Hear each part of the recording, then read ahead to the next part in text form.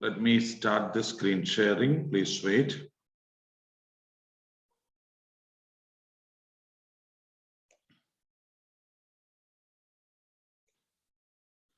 Okay, now we have Mujahida. Okay, Mujahida attended today's employment training session also. Webinar, yes, sir. Yes, Akila, Anita, Shakila Begum, Monisha. Yes. Urmila. Yes, Urmila. Okay. Why don't you change your name in this screen in the Zoom also? If you give the permanent name, it will be seen there. It is seen like Oppo A54. Better Okay, to. sir. Okay. So. Okay. This is the Montessori class theory activity session. I think the screen is visible for all of you. Like, Indu, do you remember in the last session, where did we stop?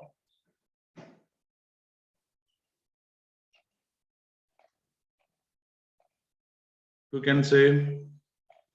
We need to discuss each point. Okay, the principles of Montessori education, no? Yes, sir. For Kerala batch only, we covered the philosophies of philosophies and principles. Okay. Okay, order in the environment is beneficial to children. These 8 principles we discussed in the last session. Dear students, as we all know that the principles of Montessori theory of education is the basic foundation on which the Montessori educational activities are built. So here we are going to see the 8 principles. These 8 principles of Montessori education are the main pillars of Montessori education. So these are the specialities. Why? What are the differences between the traditional method of pre-primary education and the new method of Montessori system of education? But Montessori is not at all a new method, but many years ago it started. Now it is still in more than 100 countries. This system, Montessori theory of education, is prevailing. So let us see the movement and cognition. The first principle is the movement and cognition. Yesterday also we discussed the same 8 principles. So principles of Montessori education. So based on these principles only, Montessori classroom activities are led by the teacher or controlled and coordinated by the teacher. If you want to become the best Montessori trainer or a teacher, you should keep all these 8 principles in your mind while teaching in the classroom. Okay, so movement and cognition. The first principle is that movement and cognition is closely entwined. The observation makes sense. Our brains evolve in a world in which we move and do, not a world in which we sit at desks and consider abstractions. Not abstract idea. In order to get the clear, concrete idea, clear-cut, concrete idea, the movement will help the child to develop the learning procedures, and the learning will take place in a developed manner, because the movement and cognition means IQ development. So these 2 factors are correlated, like entwined. Okay, entwined means interlinked, closely interlinked. So activity-based learning gives an important session here as Montessori theory of education, or the principle. One of the important principles of Montessori education is that movement and cognition. Cognition you understood, no? Cognition means our intellectual development process, and movement when the student simply sitting on the desk or table or may not make sense, but while the teacher is also should be active in the classroom. Teachers are not at all supposed to sit and teach in the pre-primary section. Okay, so movement, first principle, movement and cognition are interrelated. Okay, then the choice for the child. The second principle is free choice. Free choice. Dr. Montessori noted that children seem to thrive on having choice and control in their environment, and she envisioned development as a process of the child's being increasingly able to be independent in his or her environment. Although good Montessori programs impose definite limits on this freedom, Montessori children are free to make many more decisions than children in traditional classroom. What are the traditional classroom system of method of education? The traditional classroom, in the traditional classroom system of education or method of education, children may not get that much freedom of choice, selecting the tools or topics or activity for learning. But here in the Montessori session, children will be given 100% freedom in order to select the learning activities as per the attitude and aptitude of the child. Child can take the learning activities, select the learning activities. So the second principle, that is freedom of choice. So Montessori noted that the children have a, 1 minute. Okay. Children seem to thrive on having choice and control in their movement, environment, and she envisioned development as a process of the child's being increasingly able to be independent in his or her environment. Already, especially the preschool children, no? In your house also, at home you can watch like this. Children of preschool age will always be having their own dependency. They are not interested, they have no interest to depend on the parents or depend on elders, whoever maybe. They will do the actions accordingly. By imitating them, they are already willing to have the self-dependency, not depending on the parents. So that is as per their choice, and they are interested to have their own control and choice. Although good Montessori programs impose definite limits on this freedom, Montessori children are free to make many more decisions. So this learning activity will be carried out throughout the process, will be carried out by the free will of the child. So the child will not feel that I am compelled to learn or I am compelled to study on such and such topics. It is not like that. Montessori here emphasizes on the importance of freedom of choice. Okay. So second principle. So let us see the third principle as we discussed yesterday, interest. Third principle is that the best learning occurs in contexts of interest. Dr. Montessori created situational interest in part by designing materials with which children seem to want to interact. She also trained Montessori teachers to give lessons in a manner that would inspire children. So we studied what is learning. In order to create learning interest in the child, we should make the lessons or the classroom activities which are interesting, or which are the child should have an interest on all these activities. So should create an interest. So the third principle is the best learning occurs if of course there is a principle like, if the child is interested in the teacher, automatically child will be interested in the subject also. If the child is not interested in the subject, child will not be having any interest towards the teacher also. If the child loves the teacher, in another way we can say that if the child loves the teacher, then the child will be interested in learning that particular subject or language taught by that particular teacher. Okay. In that way, the learning should occur, or learning will happen in maximum level, in the peak level. Learning means the changing new behavior or occurring new learning facts. That change will occur only where the interest of the child is kept in a maximum level or minimum, at the minimum average level. So The fourth point, extrinsic rewards are avoided. According to Montessori, extrinsic rewards such as gold stars, grades are disruptive to child's concentration. Nowadays, we can say that in some of the KG classes or classroom activities, teachers are used to give 5-star, 3-star, golden star, A+, like that grades will be given. High rewards, like some other morning, parents are also used to provide or just give the promise of high rewards. This promise of high rewards, when it is withdrawn, may cause a negative impact. That's why extrinsic rewards are avoided as per the Montessori principle. Okay, so why it is so? If children work in order to get a gold star, or if they are not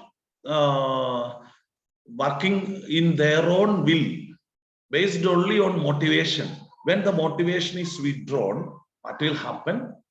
The child will become or child will show some negative interest towards the particular learning activity, because we should create a particular learning interest in the child in order to occur the learning process.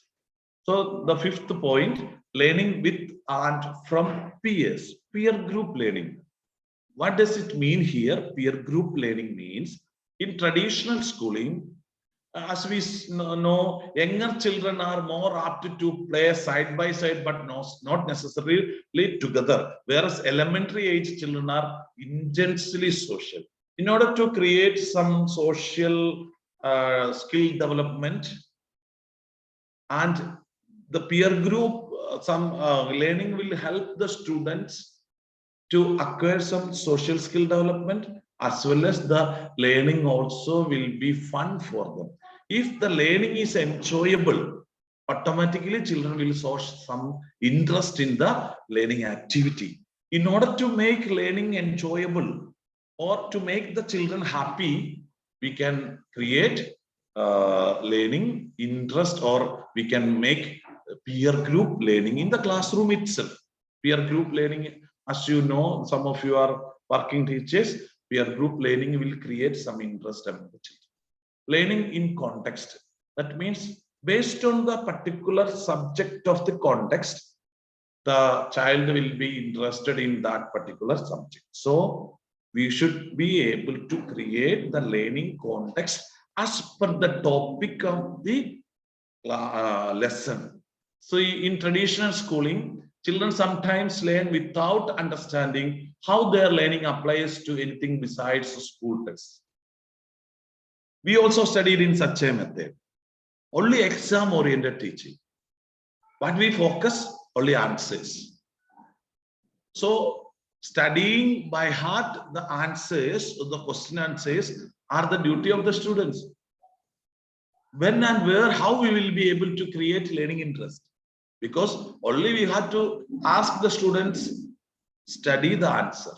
That is not the method in Montessori theory of education.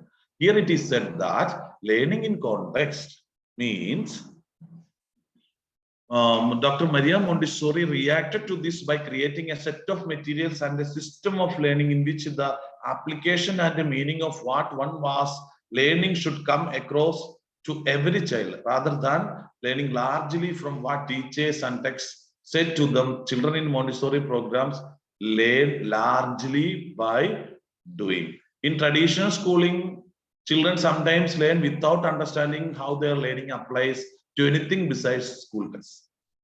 Suppose if we say we study maths, why some of the subjects or languages are considered as very tough?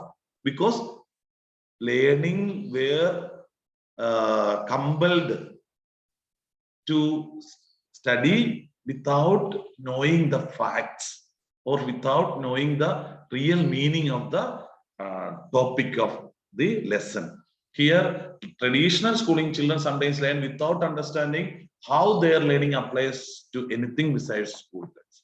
What is the, suppose for example, in maths, if it is a multiplication table, 3 5s are 15. The child, 3 into 5 is equal to 15. So the child must know that 3 5s when added together comes the number of 50. So that is when we say realistic learning. So the child should feel that what are the real facts of this topic, then only the learning will take place. So learning in the context of that topic, that is also important as per the Montessori theory of education. Clear?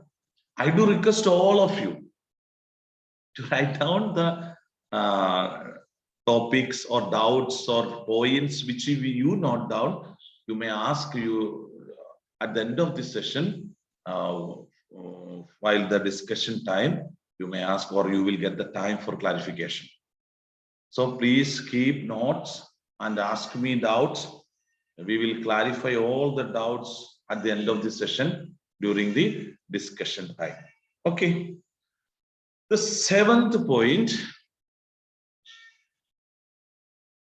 otherwise you can text me using the chat box. Teacher ways and child ways. When teachers, adults provide clear limits, but set children free within those boundaries and sensitively respond to children's needs while maintaining high expectations, children show high levels of maturity. Please wait 1 minute.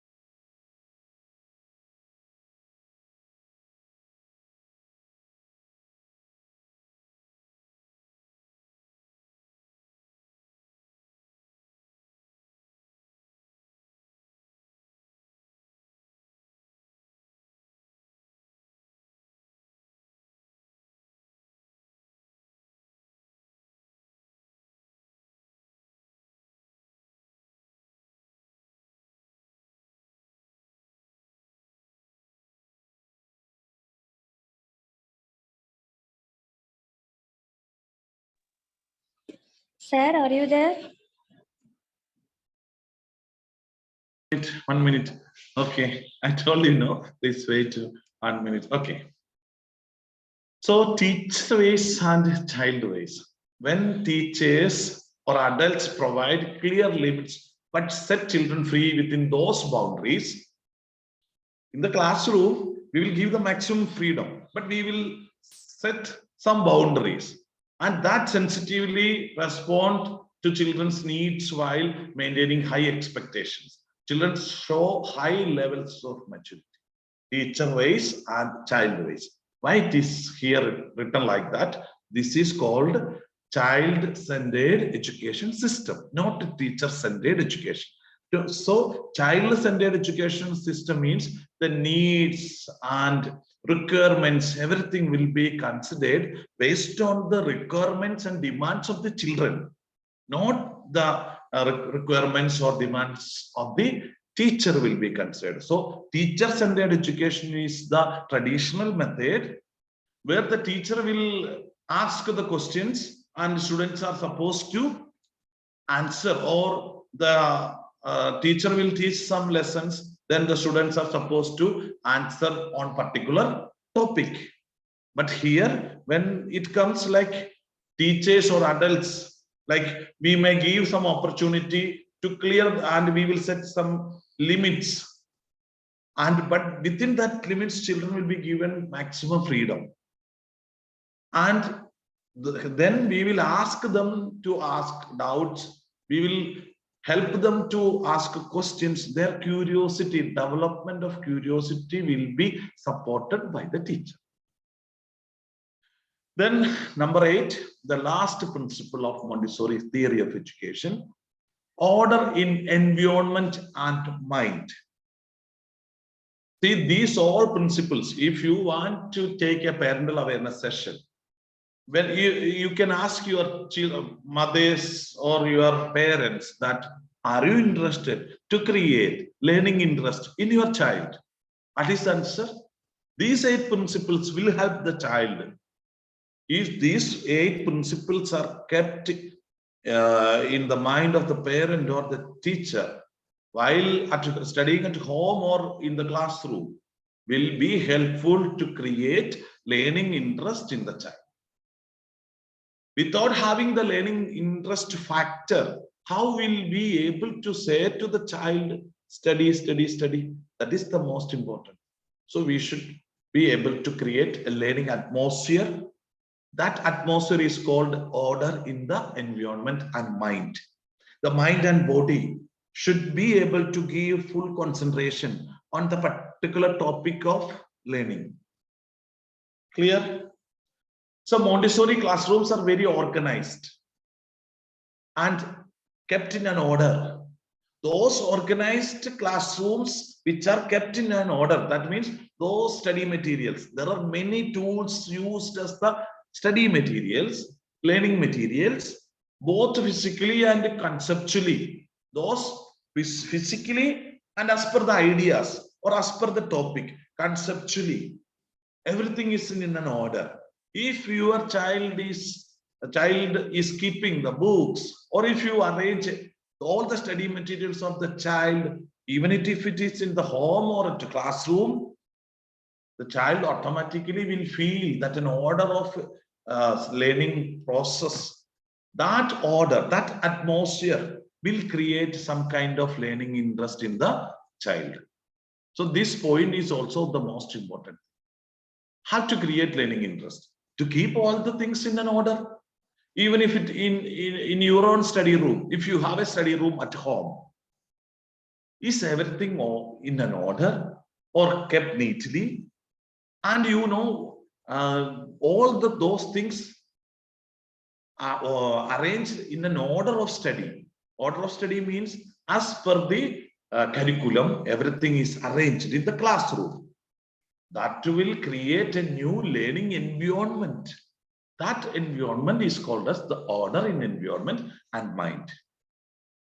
Order is very helpful to learning and development. Otherwise, just like loose talking or loose textbooks, some of the things may be in a disorder manner, then their learning will not take place.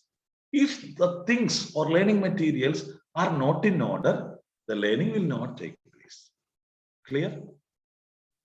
I think all of you can follow me. If any doubts, please ask.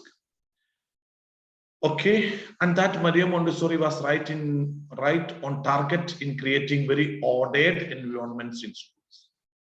So if you are the principal of the KG section, or if you are the head of the department, or if you are the class teacher of the LKG, you should take this, you should notice, you should pay extra attention to this matter of order in the environment.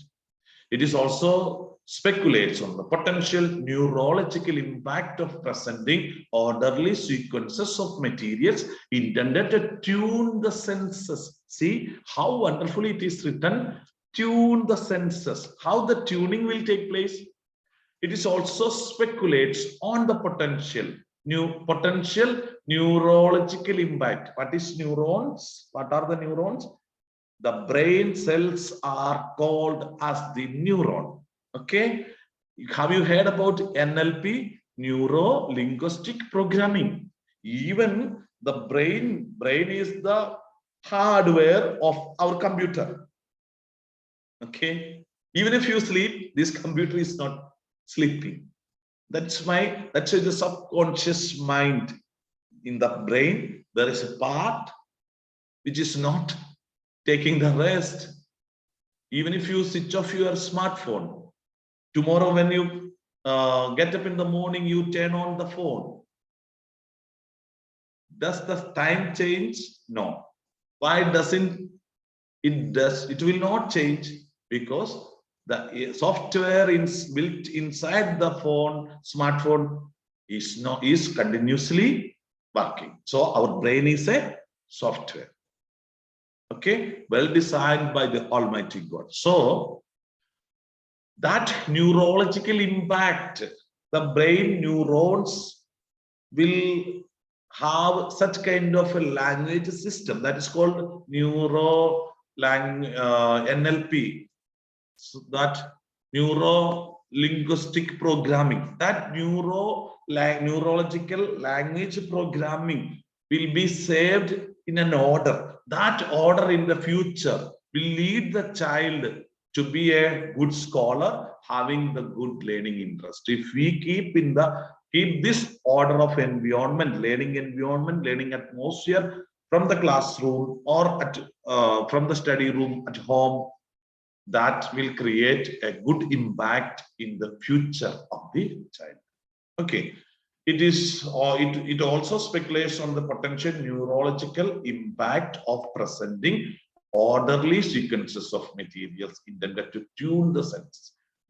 See, in the Montessori's theory of education, it is said that children are learning through their 5 sense organs. That is called visual learning. Audio visual learning materials are nowadays familiar for all of us, because while using the online classes, we have experienced these LMS videos for learning with audio visual effect. That is called visual thinking, verbal thinking. We can say horse, but now it is verbal thinking, no visualization. If I say horse, all of you will have different imaginations, not the same horse. Colors may be different. That is called verbal thinking. If I say I show you the picture of anything, any object, even if the name of the object is not written, you will have the visual thinking. Okay, so that is neurological impact. That is called neurological impact. The brain cells are having already saved with some saved materials. So that neuro-linguistic programming will be in an order. If those things are in an order, that will also stimulate, that will also support the child for better learning atmosphere. Okay, which leads or which finally results in enjoyable learning. Okay, so we are going to wind up this session with the last principle of learning, Montessori, last principle of Montessori theory of education. Okay, sorry. Okay, there are, there are 2 more principles. Yesterday,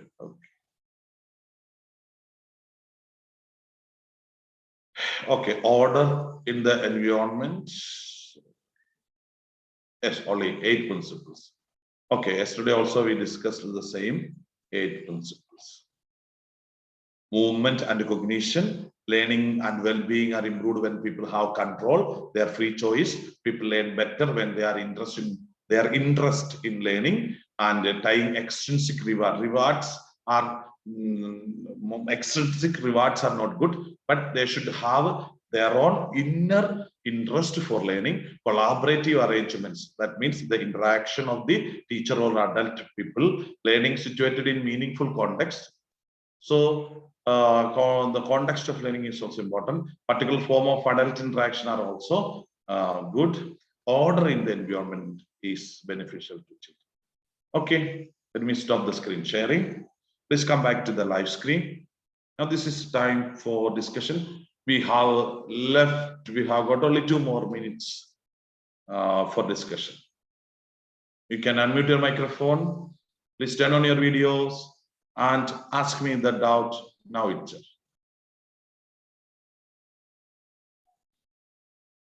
Now this is your time for discussion. Indu, shall we wind up this session? They don't have any doubts, and they are not switching on the video also. I don't know what's happening. Can you show? Yes. I think all of you have received your hard copy notes and ID cards, right? At last, Mariam has also. ID card class attend banana ID card you need to switch on your videos. Not every time. See, we have other batches. They are all switching on the videos and sitting with ID card and all. This is not allowed actually. Always you cannot. If you turn on your video and wear the ID card, you will get 10 internal marks additionally. You want the internal marks. Course coordinator is the person taking the attendance and noting the point that who all are active in the class. Attendance as well as wearing the ID card will give you 10 marks additionally.